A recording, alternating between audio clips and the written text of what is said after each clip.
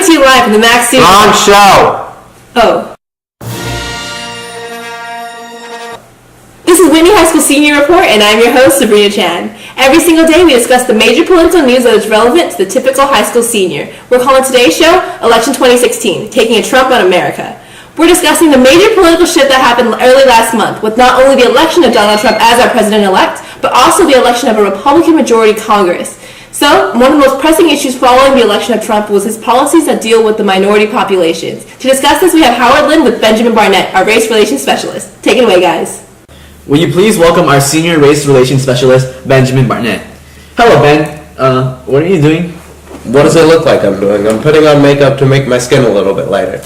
Trump's the president now. Trump's going to be the president now, and I want to fit in as just a normal white guy. I'm already halfway there.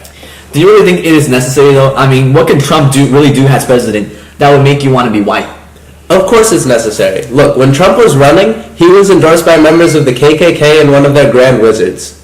He even publicly endorsed policies like stop and frisk, which was deemed unconstitutional and was proven to be discriminatory against minorities. You know what? You're right. Of the over 5 million people randomly stopped and searched in New York City, a majority of them have been either black or Latino. And of those people that were stopped, 90% of them were innocent. Only 10% were actually guilty. I think I have a right to be a little bit worried if Trump's going to be our president. But I mean, it's not surprising that he supports stop and frisk.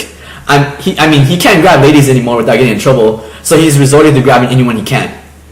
Look, there's a reason that Trump was always so excited when one black person showed up to one of his rallies. If the KKK goes back to a point where they're lynching people and the government isn't going to do anything about it, I'm going to take every precaution that I can to make sure that I'm safe. You know what? Can I have some of that? Sure, here you go. We'll be right back. Welcome back. Trump's Twitter account is causing a media frenzy as he redefines what it means to be truly presidential. His account is very obviously run by him, so he has the opportunity to connect to every single American voter one-on-one. However, his media popularity is unprecedented, so not only does he have the power to start a Twitter war, he has the power to start a real war as well. Just 2 hours after his diplomatic meeting with the president of Mexico, Trump tweeted, "Mexico will pay for the wall." To which the Mexican president responded that there's no conceivable situation in which Mexico will legitimize such an openly racist policy. I'm glad that Trump is taking a role to increase America's standing internationally. And I think that if he says something like this enough, people will start to believe him. I mean, that's how politics work, right?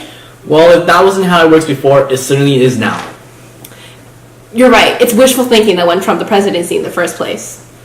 Trump is a media mastermind, and he uses his Twitter to connect with the mass majority in a way that's someone who is relatable, even borderline offensive. You're really right. Hillary Clinton was all politics, and let's be real, no one cares enough about civics to follow an actual campaign and their policies.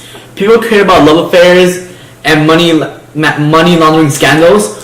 While Trump was connecting to popular culture, Hillary was saying that things like Pokemon go to the polls. Trump was using his Twitter account to express his viewpoints on pressing pop culture issues, like the marriage of Katy Perry and Russell Brand, and the failing relationship between Kristen Stewart and Robert Pattinson. Let's check out the tweets here.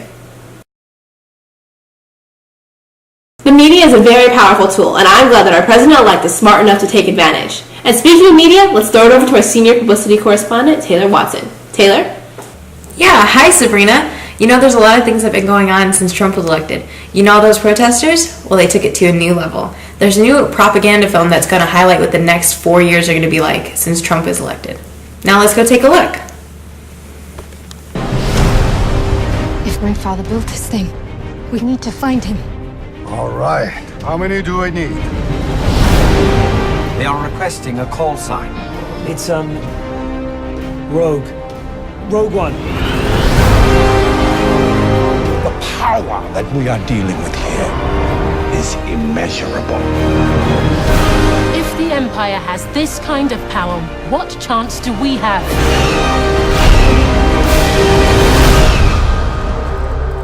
We have hope. Rebellions are built on hope. I can't believe how perfect they chose the actor for Trump. I mean, the breathing.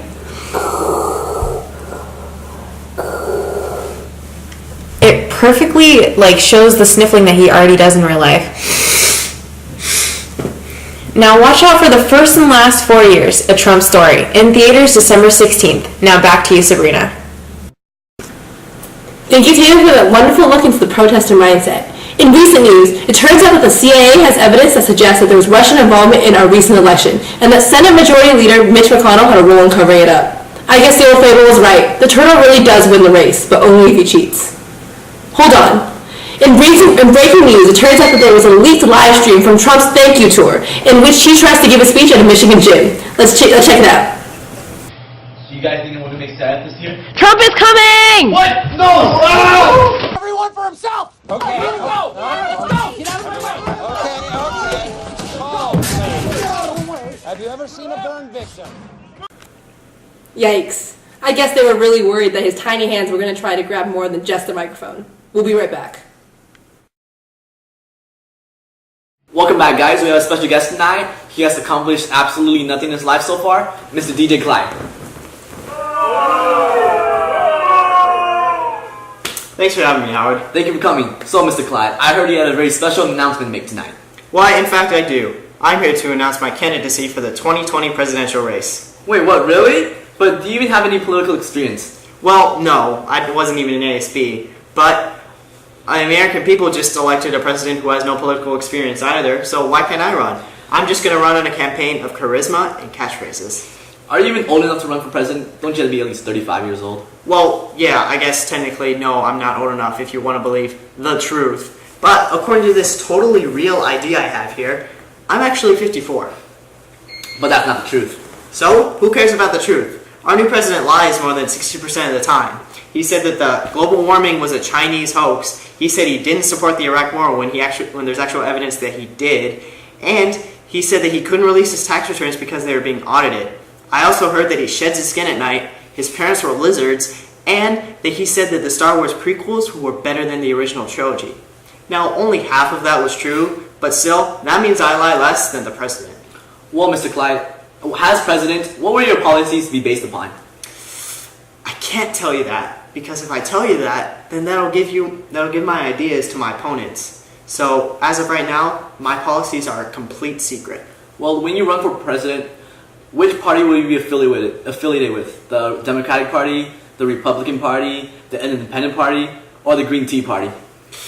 You know, I'm not really sure what the difference is. I wasn't really paying attention in civics class. Me too, and my grade shows it, but you have to choose one.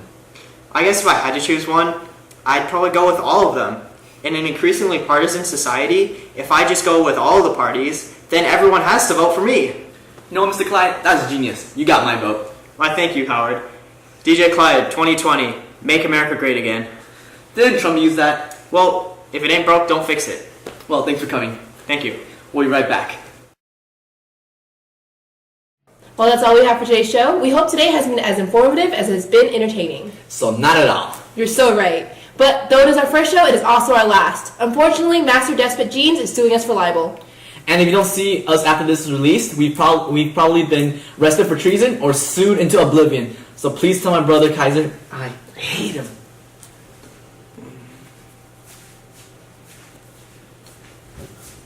Thank you, good night, and we won't see you next time.